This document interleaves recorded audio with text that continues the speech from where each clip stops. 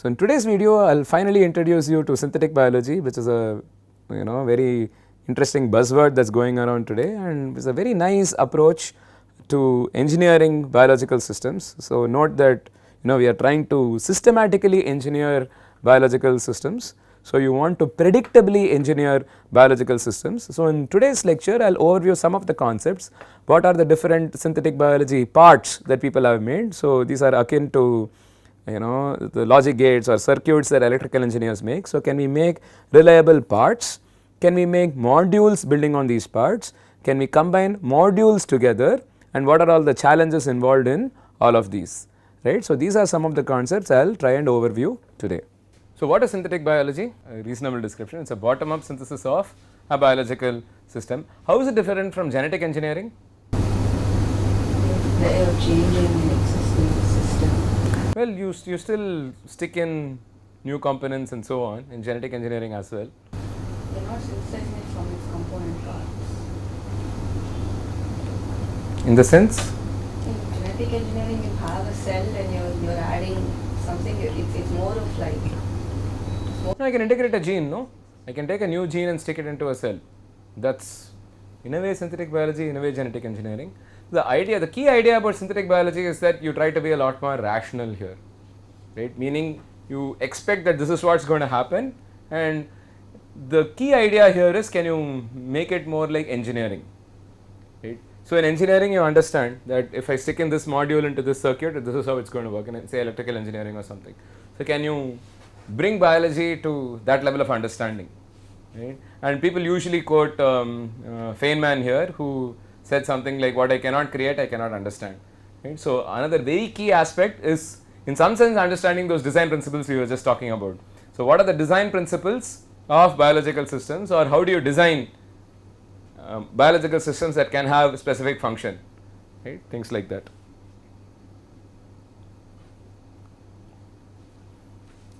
So, conventional genetic engineering typically focuses on tweaking one or two genes, right, or a few genes even, but synthetic biology is engineering driven and focuses on wholesale changes to the existing cellular architecture and construction of elaborate systems in a bottoms up manner, right.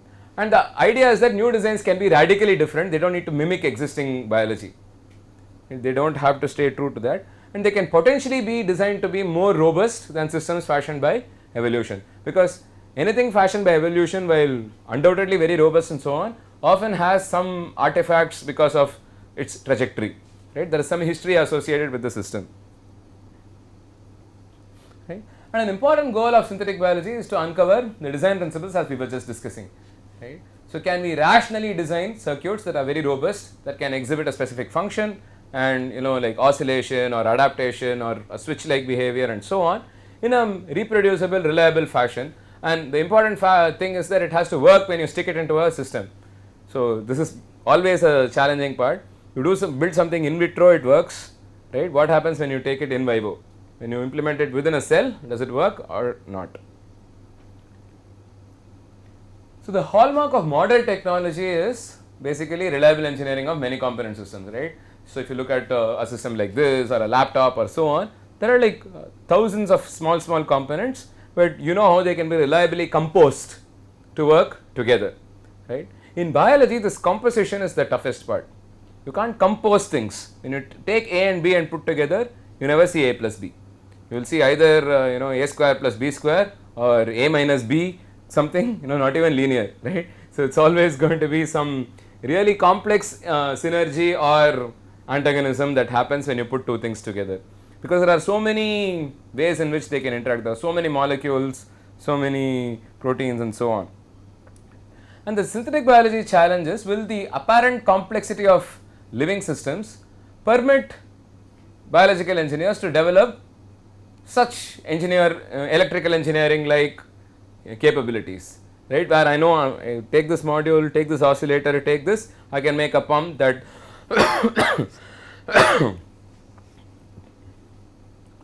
so you take all these components, you take this oscillator, take this module, put it, and maybe you can get a diabetes pump or something that secretes your insulin at specified intervals and so on. So, can you have this kind of a modular behavior wherein I know if I put module X and module Y together, I will get a particular behavior, right. So, this predictability becomes a very important aspect and is difficult to achieve. Right. So, let us look at what was the first wave of synthetic biology. So, the idea was very nice and lots of toys, like. So, what were the toys? People created small genetic devices like switches, cascades, pulse generators, time delayed circuits and so on, right. So, all these modules or all these parts become central to creating more complex systems. So, you stick all these. So, you want to build a more complex system, you need a a pulse generator or an oscillator or a switch and so on, and you stick them with in tandem with some other components, and finally you get an interesting behavior. So, what kind of strategies did people use? So, it was what they called iterative rational design. So, you construct circuit variants combinatorially and then filter out to those that have very good performance, right. You can do this using laboratory evolution and so on, right. You put a certain selection pressure, you eliminate those that do not show the desired behavior. There are directed evolution strategies, so on and so forth. So, this was one set of strategies that people used, and you may have heard about BioBricks and the iGEM competition and so on. So, what is a standard biological part? This is a nice definition. So, it is a genetically encoded object that performs a biological function and that has been engineered to meet specified design or performance requirements, and wait for the tough part, especially reliable physical and functional composition, right. It means that you design a system, you put these whatever proteins or whatever together, right, actually DNA, it's a stretch of DNA which will finally encode for some proteins whatever and so on, but if you stick this DNA into a system, it is expected to perform an oscillator function, right. So, it meets specific design requirements, and if you stick it into a system, it behaves as expected, right. And the idea of BioBricks was to catalog building bricks for biological systems or standard biological parts like all your electrical ICs and things like that, using which a synthetic biologist can program living organisms, right. So, you put an oscillator, put this, then it is going to behave in a particular fashion. So, the BioBricks Foundation hosts lot of interchangeable parts and so on.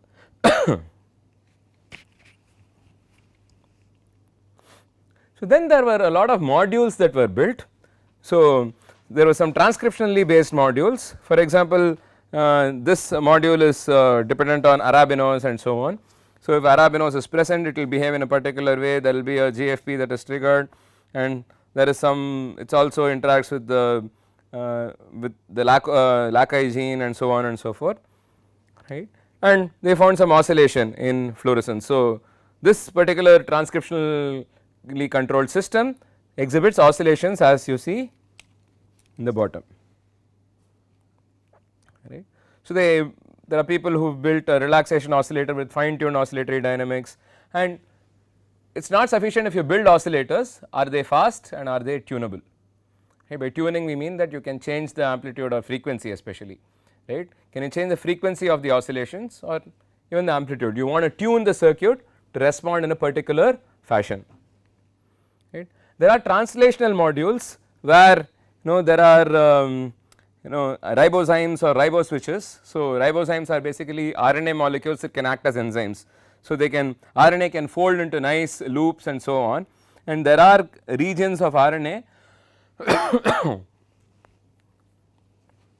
there are regions of RNA that can actually bind certain ligands. So, you see there is a ligand that there is a theobromine binding domain in one of these RNA and so on, and they also built circuits that they could act as a NAND gate, NOR gate and AND gate and so on. It only if both RNA bind, then a particular response is produced, or if both bind, so an AND gate kind behavior and a NOR gate type of behavior and so on. So, you can see what is the output, right. If both are not present, there is no output. If both are present, you get some output.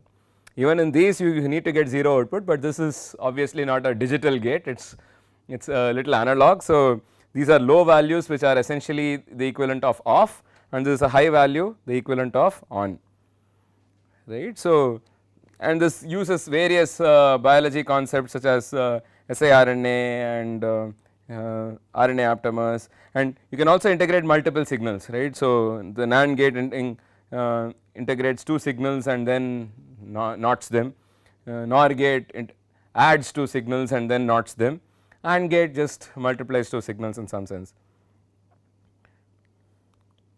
And there are also post translational modules. So, if you go back to the very beginning of the course where we discussed the flow of information, that is transcription, translation followed by PTMs or post translational modifications like phosphorylation and so on, and things like phosphorylation give you very good fast switching behavior, right. You can quickly switch something on, switch something off and so on, and so they are very useful. So, if you see there is negative feedback which works in a particular way, there is positive feedback which gives you an amplified response and so on.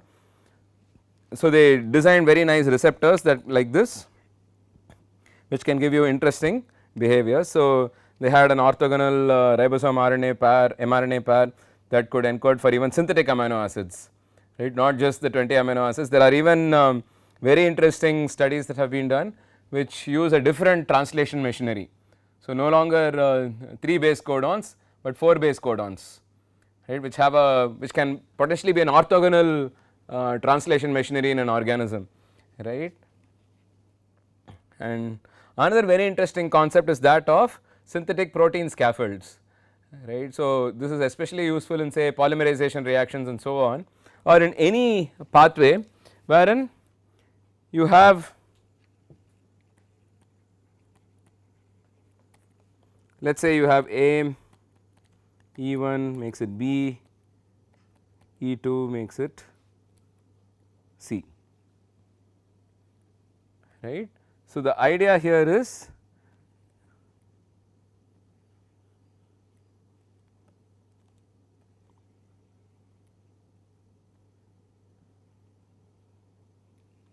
you take a DNA and you use it as a scaffold and you put some nice protein molecules on it. Right, so, this could be your E1 and this could be your E2. So, this will facilitate better reactions, right. So, now A goes in, comes out as B, goes in spatial collocation, comes out as C. So, these enzymes are stuck onto a DNA scaffold to bring them closer and to improve reactivity and so on. So, there are very interesting studies which have used concepts such as these, and they have also studied synthetic signaling pathways with different kinds of interactions. If you see the the signal binding domains in proteins are very modular, and so there are people who have actually swapped, mix and match those domains to create artificial signaling pathways which work very differently and so on. But basically there are modules that are built on transcription, translation as well as post translational modifications. I am just giving you an overview here, you can always go back and read a lot more in some nice papers such as these, right. The next wave of synthetic biology is combining these modules. How do you put these modules together to build more complex systems, more complex functions, and this is a nice slide telling you the milestones of synthetic biology. So, the first bacterial toggle switch, and then you know the IGEM competition, the first IGEM competition was in 2004, and there is a nice strategy wherein bacteria were designed to, this was called a pathogen find and destroy, right. It could search for pathogens and then destroy cancer cells. This was cancer cells, so they could sense a hypoxic environment. There are also studies which try to detect a pathogenic organism and then secrete certain, because in things like cancer or even in infection, the difficulty is in selective destruction of the disease cells, right. So, how do you do that? So, in this case they try to selectively detect cancer cells by searching for hypoxic environments, because in cancer there is a lot of hypoxia, right. And then there is artemisinin, we will try to study that. This is a little old, it still talks about the 5th IGEM. We regularly have teams from all over the country, even India, participating in IGEM. So, last year I think IIT won some very good medals, this year IAC won the gold medal and so on. These are the local chapter gold medals, and there is also the final contest in Boston which is far more competitive. And yeah. So, now we are slowly moving towards combining basic parts and modules to create systems level circuitry. right. But the problem here is, this is something I probably showed you in the very first lecture of the course, more is different. So, this is Anderson in 1972, a Nobel laureate who saw things way before others did. So, he said psychology is not applied biology, nor is biology just applied chemistry, right. See, biology is nothing but a combination of various biochemicals, but there are so many emergent properties that occur, and the whole becomes not merely more but very different from the sum of the parts. And this is the challenge that one needs to tackle when you look at even synthetic biology or of course systems biology itself, right. You have a very complex system, it behaves very differently from the basic modules that make it up, right. So, beyond the regular standard design issues, you must worry about things like cell death, crosstalk between different modules, right. There are some molecules, some chemicals, some signaling molecules present all the in different parts of the cell, and they could all be interacting with your module and other modules, mutations that can happen spontaneously, the cell might just try to kick out your module in the first place, right. Inter and extracellular conditions, noise which becomes a major challenge, right. There is so much of heterogeneity in cellular gene expression or in any of the other components within a cell and so on, and various other biological phenomena, not in the least evolution, right. The cell can just mutate, change, evolve, behave very differently after a few generations, right, and complexity increases really non-linearly with the number of components, right. So, there is also very interesting studies that have come up which talk about synthetic multicellular systems. Some of them are still toys, like for example, there was this system wherein an adenine utilizing enzyme was destroyed in one and a lysine gene was removed in the other, and these two, so this cannot produce adenine, this cannot produce lysine, and they were made to obligately cooperate with one another, right. They are obligated to cooperate because they can't survive otherwise, right. So, they this is a very interesting study. And then there are many quorum sensing studies which leverage noise in the levels of various proteins to maintain a stable population and so on. And very interestingly, they also tried some inter-kingdom interactions, right. So, there is E. coli and yeast. So, not just, so this was just 2 yeast cells, this is just all bacterial cells, but this was E. coli and yeast cells which try to find a particular kind of cell and they induce parasitism and so on. Like, can you then destroy a particular cell and things like that. So, many interesting studies, a lot of them based on quorum sensing, because if you any cellular communication involves a lot of quorum sensing and so on, right. And then there are some nice therapeutic tools that have been built, so which for example destroy tumors by detecting a hypoxic environment in the first place, and there are bacteria that thrive in tumors using quorum sensing to detect high population density, and then they express invasin which bind mammalian receptors and initiating cell destruction in endocytosis.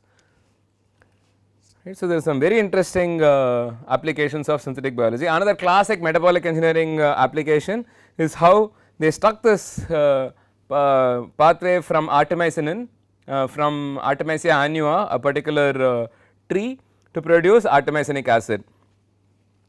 So, if you see they produced artemisinic acid through metabolic engineering followed by semi-synthesis. This is chemical synthesis.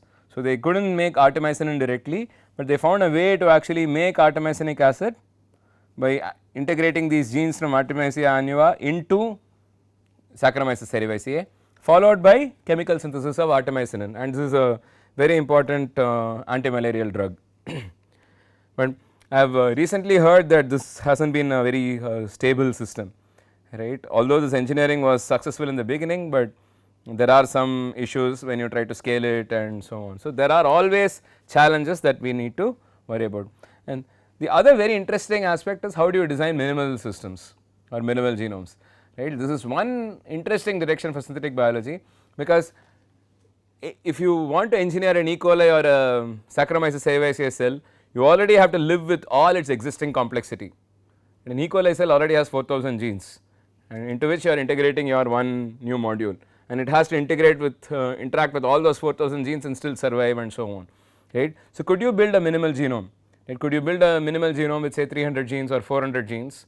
There is still a large number, but potentially less interaction, less complexity to worry about, right. And there are two interesting sets of studies that have been done. So, one is top down elimination, wherein there are groups which have been knocking out genes from different organisms, and then there is also Craig Venter, who has been I think some of this work is already published now, which talks about say Mycoplasma laboratorium based on Mycoplasma genitalium. Mycoplasma genitalium is already a very fastidious organism. It is a very small genome, and it's pathogenic, and it can only grow in certain conditions and so on, right, which means that it needs a lot of nutrients to survive and so on, because it can't make too much on its own. And they made Mycoplasma genitalium encode the genome for a new organism and start producing this organism. It is a very interesting set of studies, and there are two very nice books if you want to read about synthetic biology. There is Regenesis, and that is by George Church, and there is I think Life at the Speed of Light by Craig Venter himself. So, Craig Venter is the genome sequence expert.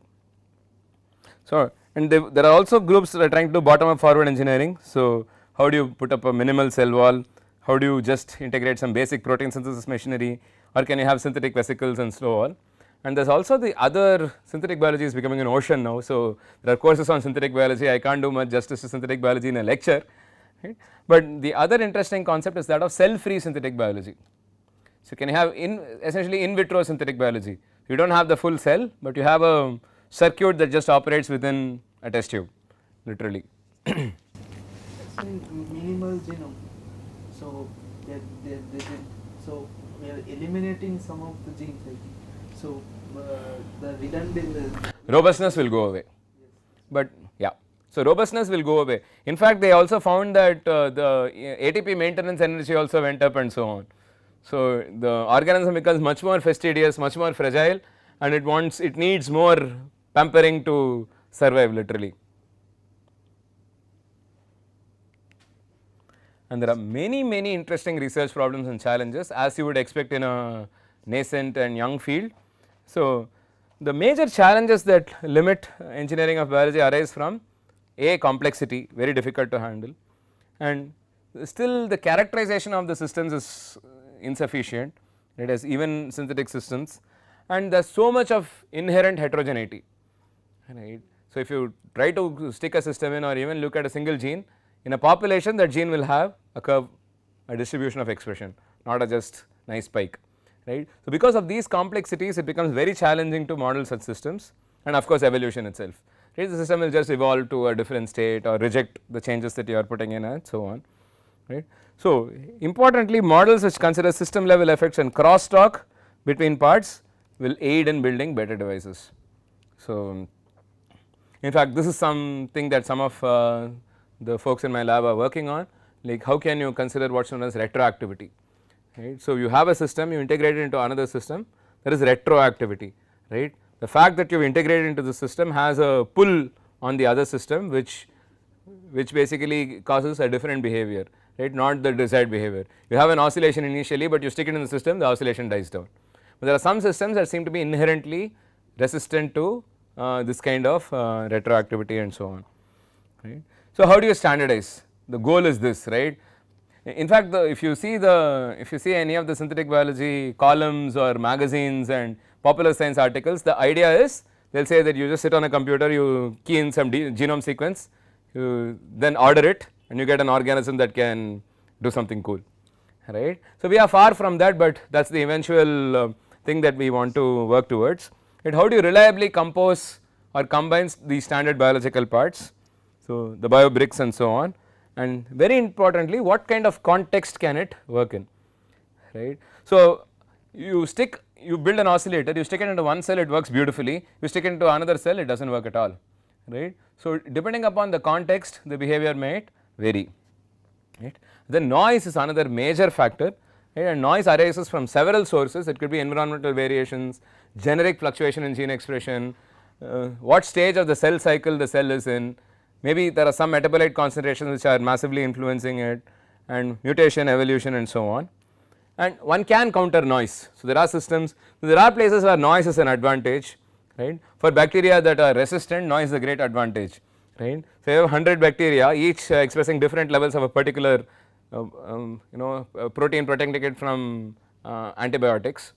Those which express a higher level of them will survive when you throw a drug, right. If everything express the protein at the same level without noise, then all of them would have died, right. But the ability to fluctuate their gene expression levels gives them the power to survive, right. So, and there are interesting studies where noise has been leveraged for population control as well, and there are some regulatory networks that are very robust to noise, right, and there is a lot that we can learn from these kinds of complex networks like circadian rhythms.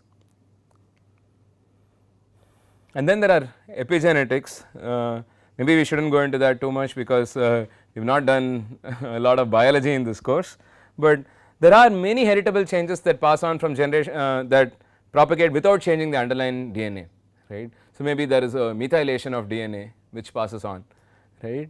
So, how do you can you circumvent or exploit these epigenetic processes, and can you design cells that will modulate the epigenetic memory and so on, can you just remove it or preserve it, right.